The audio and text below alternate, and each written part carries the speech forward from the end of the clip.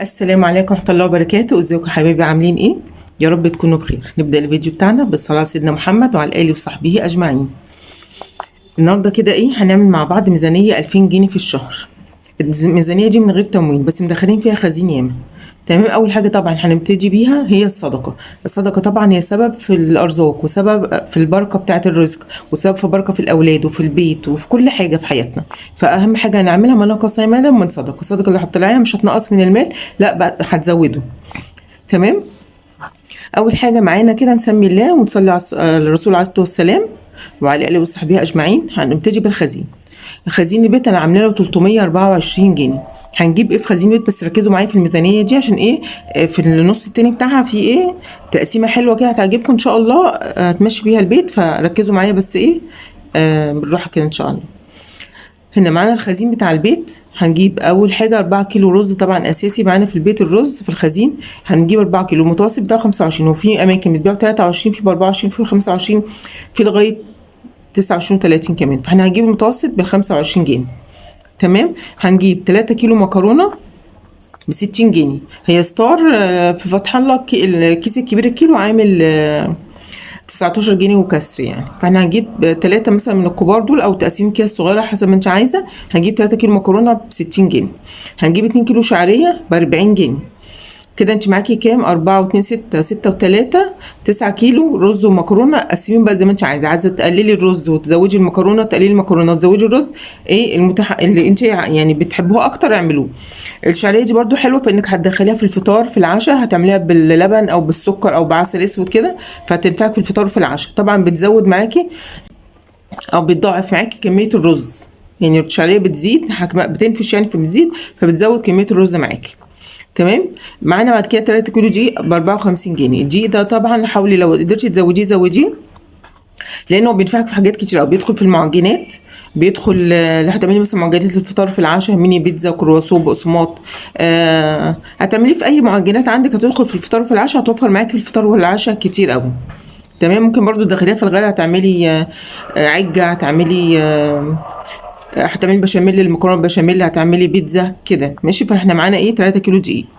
معانا باكو شاي ب 25 جنيه. عايزه تجيبي بقى ما تشربوش الشاي، عايزه تجيبي بداله نسكافيه، او تجيبي مثلا باكو شاي صغير وتجيبي نسكافيه او كده يعني، او ينسون حاجات من دي، فانت معاك 25 جنيه. معانا فول للتدميس ب 18 جنيه. هنجيب نص فول تدميس ب 18 جنيه، ونص فول مدشوش ب 17 جنيه. دول للفطار وفي العشاء تعمليهم وتحطي في الفريزر في اكياس صغيره كده، تحطي في الفريزر وتسحبي منهم على قد استخدامك. دول هيكفوكي الشهر كله، لان انت مش هتاكلي كل يوم فول وطعميه يعني. تمام. اللي مش عايز يعمل فول مدشوش يعمل طعميه يعني عشان الزيت، ممكن ايه تبدلي تجيبي بدلها كيلو فول تدميس، او تجيبي تدخليه في بند ايه الجبن اللي هقوله لكم دلوقتي. تمام. هنجيب سمنه ب 50 جنيه. هنجيب مثلا علبه سمنه اللي هي الكيلو، او نص كيلو زبده ب 50 جنيه. هنجيب توابل ب 20 جنيه. هتجيبي مثلا ايه 4 انواع من التوابل، كل نوع ب 5 جنيه. يعني مثلا ممكن تجيبي ايه 5 جنيه بهارات، اللي هي 7 بهارات دي اهم حاجه عشان بيبقى فيها توابل ياما، فبتغنيكي على انك تجيبي توابل ياما. ممكن تجيبي توابل اللي هي الفلفل الاسمر طبعا، كزبره، الحاجات دي. شوفي انت بقى اكتر 4 توابل بتحبيهم، هتجيبيهم ايه 4 انواع يعني اللي انت بتستخدميه يعني. والله اهالينا زمان ما كانوش بيجيبوا غير فلفل اسمر وملح يعني، ما كانوش بيحطوا حاجه، وكان الاكل بيطلع طعمه جميل. فانت حاولي برضو ايه ما تكتريش في اكلك التوابل كتير يعني. هنجيب برضو ايه خميره وبيكنج باودر وفانيليا وملح ب 15 جنيه. هو باكو الخميره عامل تقريبا 2 جنيه، والبيكنج باودر فيه ب2 ونص، فيه ب3. هتجيب مثلا باكوين، على الباكوين على 1 أو 2 فانيليا وكيس ملح. تمام.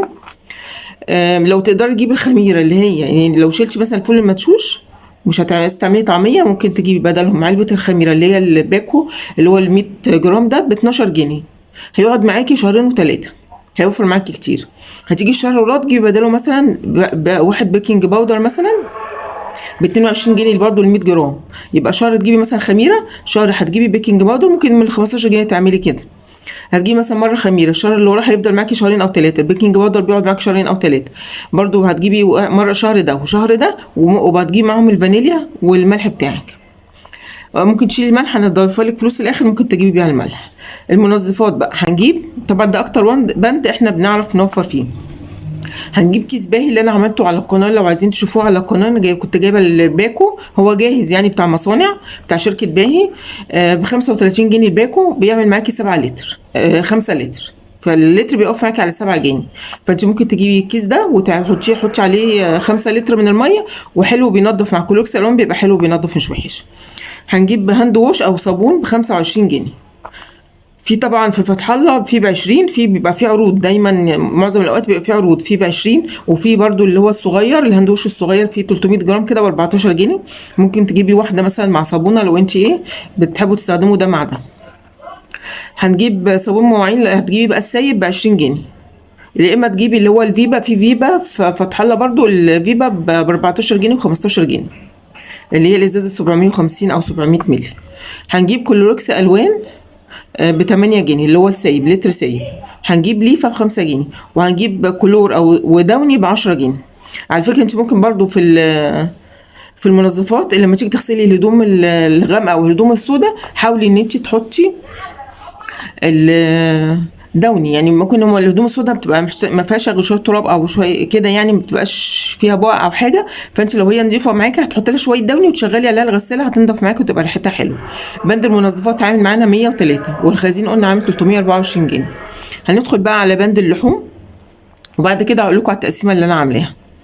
اللحوم هنجيب هنا نص مفروم ب110، وفي امان هتلاقيها ب100 او ب110 نص كيلو. هنجيب طبعا بلاش تجيبي بقى من عند الجزار، لان دلوقتي هتلاقيها ب 300 او حاجه او 300 فانت امان حلوه، المفروم بتاعتهم حلوه مش وحشه. وهتجيبي نص بانيه 150 جنيه. هتقسمي المفروم ده هيدخل يعني من الحاجات الموفره جدا المفروم البانيه. المفروم هيدخل معاكي مثلا لو هتعملي حواوشي، هتعملي كفته داوود باشا وتحطي معاها بطاطس مكعبات كده بتزود معاكي كميه. هتعملي كفته رز مع الرز المطحون بتبقى معاكي كميه كبيره. هتعملي منها مثلا عصاج، وممكن العصاج ده تطبخي بيه، يعني ممكن تاخدي مثلا من العصاج ده معلقتين 3 تحطيهم على بسله، على السبانخ، على تعملي صينيه كوسه باللحمه المفرومه او صينيه كوسه بالبشاميل. هتعملي مثلا مسقعه باللحمه المفرومه. فالمفروم بيدخل في حاجات كتير قوي، يعني هتعملي صينيه جلاش، صينيه مكرونه بشاميل، فهو المفروم اساسي عندك في البيت. تمام. هنجيب نص كيلو بانيه هنقسمه برضو، انت بقى المفروم ممكن تقسميه على كيستين على حسب ما انت بتحبي، يعني حسب على عدد افراد الاسره، حسب ما انتم متعودين بتحبوا كميه اللحوم قد هنجيب كيلو بانيه برضو ممكن تقسميه على 4 اكياس او على 4 مرات. ممكن تعملي مثلا الستريبس بتاخدي القطعه بتاع تقطعيها على 3، فالقطعه بتعمل معاكي كميه كبيره، يعني بيرمي معاكي كميه كبيره الربع. ممكن تعملي شاورما الخضار اللي فيها بيزود الكميه بتاعه الخضار. ممكن تعملي برضو فتة شاورما بيبقى فيها رز وعيش، فبتبقى من الاكلات المشبعه وفي نفس الوقت اكله حلوه برضو وشيك كده لاولادك هيفرحوا بيها. ممكن تعملي كفته فراخ او كباب فراخ احنا عاملينه على القناه. فانت ممكن تدخلي كل الحاجات دي معاكي من البانيه والمفروم، بيدخلوا في حاجات كتيره جدا يعني. وهتجيبي برضو فرختين. الفرخه مثلا دلوقتي الفرخه عامله حوالي 60 من 60 ل 65 يعني رخصت، فانت ممكن تجيبي فرخه عامله 130 جنيه هيبقى حجمها حلو مش وحش. هتجيبي فرختين ب 260 جنيه. وهتجيبي ممكن تجيبي بدل الفراخ تجيبي مثلا كيلو وراك مع فرخه، فانت برضو قسميها براحتك. ممكن تجيبي نص كبده من اللي هي المجمده دي ب 65 جنيه، او تجيبي بدلهم اجنحه، او تجيب مره مثلا شهر هتجيبي كبده، شهر هتجيبي اجنحه، شهر هتجيبي مثلا كبد وقوانص صدق كده. فانت ماشي بقى الميزانيه بتاعتك. انا عامله لك 585 لحوم، قسميهم براحتك، والكميات برضو قسميها على عدد الوجبات بتاعتك بتقسمها اللي تريحك واللي عدد اسرتك بياكلوها يعني في الوجبه. تمام. هنجيب برضو كده. بصوا احنا كده معانا قلنا خزين 324، معانا منظفات عامله معانا 103، معانا اللحوم 585 كده. احنا الميزانيه بتاعتنا 2000 جنيه. معانا البنود بتاعتنا كلها عملت كام؟ عملت 1012 جنيه. معانا باقي كام؟ 988 جنيه. ال 988 جنيه هنعمل بيهم هنقسمهم على 3، هنطلع كل 10 ايام جزء. لو قسمناهم على 3 هيعملوا 329 جنيه في ال10 ايام. انا بحبش اقسم بالاسبوع، بحب امط الاسبوع زي ما قلت لكم كده، عشان ايه؟ يوفر معاكي ويعدي الشهر يعدي معاكي بسرعه من غير ما يعني يوفر معاكي في الميزانيه كتير. فانت هتقسميهم على 10 ايام، وبعدين زي ما قلنا قبل كده بلاش تنزلي السوق مثلا ايه كل يوم، لا الجبن تجيبها كل يوم، ولا اللحوم تجيبها كل يوم، ولا الخضار والحاجات دي، لانك لو نزلتي كل يوم هتصرفي في حاجات انت مش محتاجاها ومالهاش لازمه. فانت حاولي ما تنزليش كتير من البيت، تنزلي مره كل 10 ايام. لو نزلتي مره كل 10 ايام تكوني عامله المنيو بتاعك بالاكلات اللي هتعمليها، وهتجيبي كل اللي انت محتاجاه في المنيو بتاعك. مثلا انت عامله مثلا في المنيو يوم هتعملي كشري، فهتجيبي العدس والرز، هتكتبي بقى عدس ورز، واللي احنا جايبين رز في الخزين فهتكتبي مثلا العدس. محتاجه مثلا هتعملي مثلا سبانخ، هتروحي كاتبه سبانخ. هتعملي مثلا فراخ وملوخيه، هتكتبي ملوخيه وفراخ. فانت هتكتبي كل فهتكتبي بقى المنيو بتاعك وتكتبي كل طلباتك وتنزلي تجيبيها كلها مره واحده كل 10 ايام. هتجيبي مثلا من 329 دول هتجيبي منهم الجبن، احنا ما كتبناش جبن خالص، بس معانا فول مدشوش، ومعانا الفول بتاع الطعميه، ومعانا الشعريه، ومعانا دي بتاع المعجنات، ومعانا البيكنج باودر والخميره. فاحنا معانا كده في الفطار فول وفلافل او طعميه، ومعانا وكاتبه السمنه كمان عشان عملتي معجنات، وبرده ومعانا الدقيق هنعمل معجنات، ومعانا الشعريه، ومعانا هنا كاتبالك برده هتجيبي ب 329 جنيه دول كل 10 ايام هتجيبي الخضار بتاعك بتاع السوق، وهتجيبي شويه الجبن، وهتجيبي كمان خضار التفريز، هتجيبي مثلا ب 20 جنيه تفريز. دلوقتي في تفريز الملوخيه وفي تفريز الطماطم، مثلا هتجيبي مثلا ب 10 طماطم تفرزيها وب 10 ملوخيه تفرزيها. هتجيبي او عايزه تجيبي مثلا ب 20 جنيه كلهم طماطم دلوقتي لو الطماطم رخيصه، والشهر الجاي تجيبي الملوخيه، وهكذا. انت عايزه تجيبي مثلا الطماطم والملوخيه شهرين وتخلصي منهم فبراحتك.